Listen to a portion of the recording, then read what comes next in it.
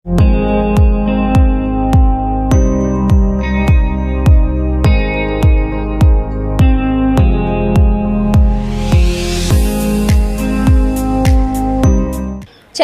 చింతాద్రిపేటలో సుదర్శన్ గారి ఇల్లు ఎక్కడ అంటే ఎవరికి అడ్రస్ తెలియదు.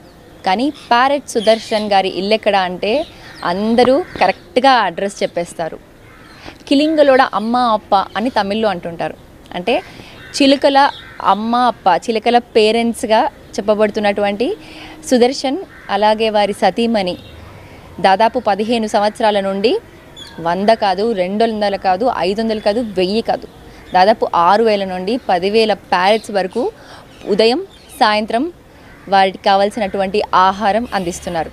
కేవలం ప్యారెట్సే కాదు, ఇంట్లో దాదాపు 50 క్యాట్స్ ఉంటాయి. రోడ్ మీద వెళ్తున్నటువంటి జంతువులకి, మేకలకి, స్ట్రీట్ డాగ్స్కి, క్యాట్స్కి కూడా ఆయన ఆశ్రయం ఇచ్చి వారి ఇంట్లో ఉన్నటువంటి ఫుడ్ని అందజేస్తున్నారు. ఈ మధ్యకాలంలో వచ్చినటువంటి సత్యం సుందరం సినిమాలో కూడా ఒక అరవింద్ స్వామితో తీసినటువంటి ఒక సీన్ ఇక్కడే షూట్ చేశారు. ప్రస్తుతానికి మనతోటి ప్యారెట్ సుదర్శన్ గారు ఉన్నారు. వారితో మాట్లాడదాం. అసలు ఈ చిలుకల్ని పెంచుకోవాలి, వాటికి ఆహారం అందించాలి అని ఎప్పుడు అనిపించింది, ఎన్ని సంవత్సరాలుగా ఇలా కంటిన్యూ చేస్తున్నారు, ఎక్కడి నుంచి ఇన్స్పిరేషన్ తీసుకున్నారు, వారిని అడిగి తెలుసుకుందాం. సత్యం సుందరం ఇటీవల తెలుగులో విడుదలైన ఈ చిత్రం పెద్ద హిట్ అయింది. కంటెంట్ ఉన్న సినిమాలను తెలుగు ప్రజలు ఆదరిస్తారు అనడానికి ఈ సినిమా ఒక నిదర్శనం. ఈ సినిమాలో ఒక సీన్ ప్రేక్షకులను చాలా ఆకట్టుకుంది. అరవింద్ స్వామి ఇంట్రడక్షన్ సీన్ ఈ సినిమాకు వన్ ఆఫ్ ది హైలైట్ గా నిలిచింది. వందలాది రామచిలుకలకు అరవింద్ స్వామి ఆహారాన్ని అందించే సీన్ చూడ్డానికి చాలా బాగుంటుంది. అయితే ఆ సీన్ గ్రాఫిక్స్ అని చాలా మంది భావించారు. కానీ ఆ సీన్ ను రియల్ గానే షూట్ చేశారు. చెన్నైలోని చింతాద్రిపేటలో నివాసం ఉంటున్న సుదర్శన్ గత కొన్నేళ్లుగా పక్షులకు ఆహారం పెడుతున్నారు. అక్కడే ఈ సీన్లను షూట్ చేసింది చిత్ర బృందం. సుదర్శన్ కి ప్రకృతి, పక్షులంటే చాలా ఇష్టం. అందుకే దాదాపు 15 సంవత్సరాల నుంచి తన ఇంటి వద్ద పక్షులకు ఆహారం అందిస్తున్నాడు. జంతువులు, పక్షుల జాతులు క్రమంగా అంతరించిపోతున్నాయి.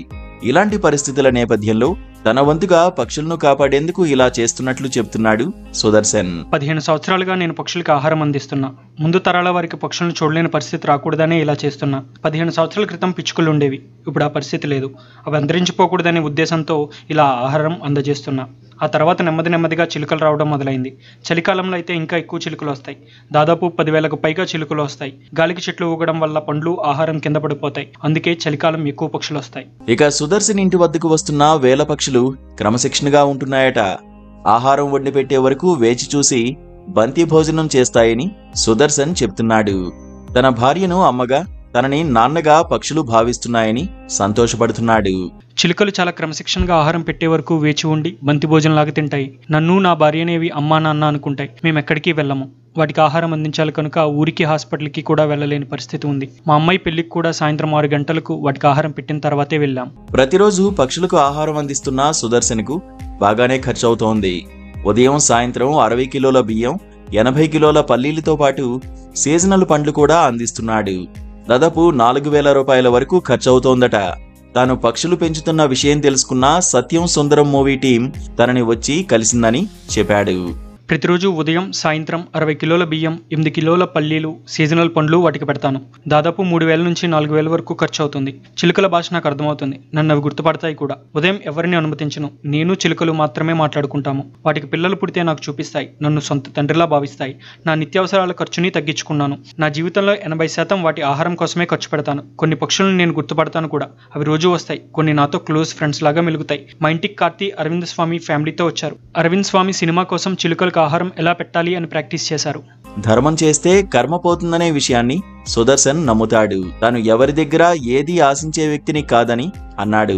జంతువులే ఒకదానికొకటి సాయం చేసుకుంటాయని మనుషులుగా మనము పాటించాలి కదా అంటున్నాడు సుదర్శన్. సుదర్శన్ దంపతులు ఇద్దరూ కలిసి పక్షులకు ఆహారం పెడుతూ సంతోషంగా ఉంటున్నారు. ఎవరైనా ఇతని ఇంటికి పక్షులను చూడాలి అనుకుంటే ఫ్రీగానే వెళ్ళొచ్చు. కాసేపు పక్షులతో కాలక్షేపం చేయొచ్చు. సుదర్శన్ హౌస్ సినిమాలో రావడంతో టూరిస్ట్ ప్లేస్ గా మారింది. చాలా మంది వెళ్తున్నారు. 5 నెలల క్రితం మా ఇంటికి ఒక కోతి వచ్చింది. దాని చేతిలో కింగ్ ఫిషర్ పక్షిపిల్ల ఉంది. కోతి నోటి నిండా పల్లీలు పెట్టుకుని వాటిని నమిలి ఆ పక్షి నోట్లో పెట్టింది. అది చూసి ఆశ్చర్యం వేసింది. మనుషులుగా మనమేమీ చేయలేకపోతున్నాం, కానీ జంతువులు ఒకదానికి మరొకటి సాయం చేసుకుంటున్నాయి. చాలా మంది మా ఇంటికి వచ్చి చిలుకలను చూసి వెళ్తారు, కానీ నేను ఎవరి దగ్గర నుంచి ఏదీ ఆశించను. వారి సహాయం పైన ఆధారపడలేదు. ధర్మం చేస్తే కర్మ పోతుంది అంటారు. అందుకేనేమో ఎటువంటి ఆరోగ్య సమస్యలు లేకుండా నేను సంతోషంగా జీవిస్తున్నాను. ప్యారెట్ సుదర్శన్ గారి మాటలలో ఉదయాన్నే 4:30కి ఆయన డే స్టార్ట్ అవుతుందని చెప్తున్నారు. ప్యారెట్స్కి అవసరమైనటువంటి రైస్ అంతా కూడా సోక్ చేసి ఒక 1 hour, దాని తర్వాత మార్నింగ్ సన్ రైజ్ టైంలో ప్యారెట్స్ కోసం ఫుడ్ అది సర్వ్ చేస్తుంటారు. ఈ మధ్య కాలంలో చాలా ప్యారెట్స్ చూడండి చాలా తక్కువైపోయింది. ప్యారెట్స్ ఇతర జీవులు జీవిస్తుంటేనే వాళ్ళతో పాటు మనుషులు కూడా జీవించడం సాధ్యమవుతుంది, లేకపోతే అంతరించిపోతుంది అని కూడా చెప్తున్నారు. వారి కూతురు వివాహానికి కూడా ఇక్కడ చిలుకలకి భోజనం పెట్టిన తర్వాతనే ఆయన మ్యారేజ్ అటెండ్ అవ్వడం జరిగింది.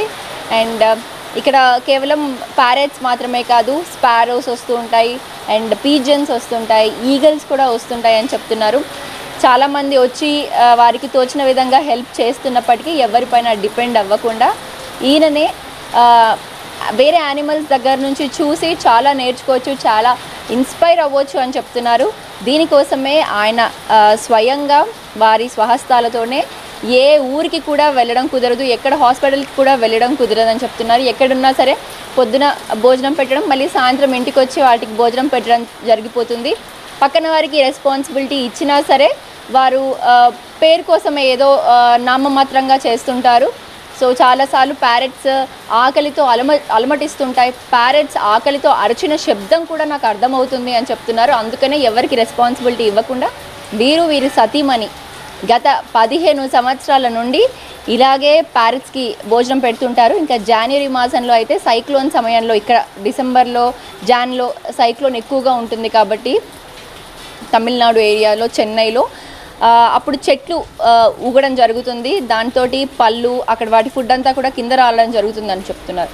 సో జనవరి డిసెంబర్ సమయంలో దాదాపు 10,000 ప్యారెట్స్ కూడా ఒకేసారి వచ్చి ఈయన ఇక్కడ ఏర్పాటు చేస్తున్నటువంటి భోజనంలో, బంతి భోజనం అని ఆయన చెప్తున్నాడు, బంతి భోజనంలో తింటుంటాయి. అటువంటి సీన్స్ చూస్తున్నప్పుడు నాకు చాలా ఆహ్లాదంగా అనిపిస్తుంది. ఎటువంటి టెన్షన్స్ లేకుండా ఆయన బాధలు కూడా ప్యారెట్స్ ఎగిరినట్టే ఎగిరిపోతుంటాయని కూడా ప్యారెట్ సుదర్శన్ చెప్తున్నారు. కెమెరా పర్సన్ గోపాల్తో సిరి, ఏబిఎన్ ఆంధ్రజ్యోతి, చెన్నై.